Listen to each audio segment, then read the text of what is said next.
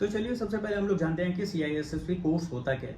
लेकिन इसको समझने के लिए सबसे पहले हम लोग ये समझते हैं कि साइबर सिक्योरिटी क्या होता है। क्योंकि क्या होगा कि अगर आपको साइबर सिक्योरिटी के बारे में पता ही नहीं होगा तो मैं सीआईएसएसपी के बारे में कितना भी टेक्निकल टर्म्स बोलूँ तो आपको कुछ समझ में नहीं आएगा। एंड ये वीडियो का कोई मतलब नहीं बनेगा। तो मैं चाहता हूँ कि आपको इस सीआईएसएसपी कोर्स के बारे में अच्छा से समझ में आए।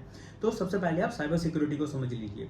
तो साइबर सिक्योरिटी जो है वो उसका मतलब हो गया आपका जैसे कि computers, servers, mobile devices, network, electronic system, data, ये सबको अनऑथराइज एक्सेस, डैमेज या फिर आपका जो डिजिटल अटैक है वो सबसे बचाना होता है। अगर मैं सरल भाषा में कहूँ तो जैसे कि आपका घर होता है, आप उसको बचाने के लिए लॉक लगाते हैं, अलार्म लगाते हैं, सिक्योरिटी गार्ड लगाते हैं। तो वैसे ही साइबर वर्ल्ड में, डिजिटल वर्ल्ड में, यानी कि आप अपना डिजिटल डेटा को सेव करने के लिए आप इसी तरीका से अपना साइबर सिक्योरिटी इंस्टॉल करते हैं। बेसिकली इसमें आप क्या करते हैं कि आप वायरस, क्रिमिनल्स, जो साइबर क्रिमिनल्स हो गए, हैकर्स जो हो गए, तो उससे बचने के लिए आप साइबर सिक्योरिटी का यूज कर रहे होते हैं।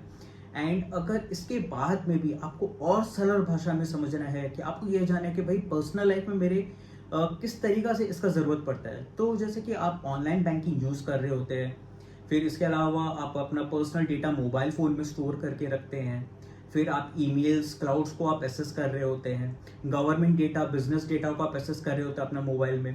तो ये सारे जो सिचुएशंस हैं, ये सारे सिचुएशंस में आपको साइबर सिक्योरिटी की रिक्वायरमेंट होती है। अगर आपका साइबर सिक्योरिटी नहीं होगा आपके पास में, तो आप अपने डेटा को सेफगार्ड नहीं कर पाएंगे। तो साइबर सिक्योरिटी आपका जो डेटा है उसको सेफ एंड प्राइवेट रखने में हेल्प करता है।